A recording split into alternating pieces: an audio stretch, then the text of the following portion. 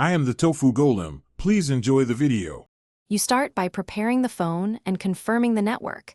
This avoids wasting time later. Open Settings and tap Wi-Fi so you can see the current network name. Make sure you're connected to the Wi-Fi you intend to share.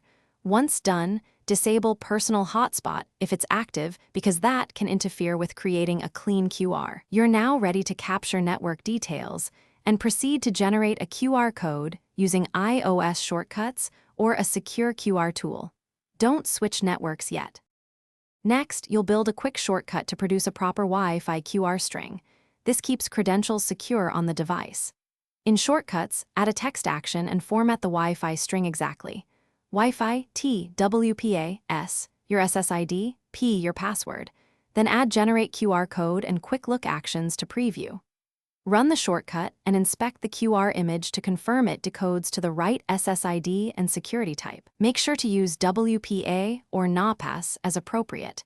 This method avoids third-party uploads of your password. Finally, save or share the generated QR safely. Save to photos, add to a secure note, or AirDrop to a trusted phone. To connect, other iPhones can scan the QR with camera and join automatically.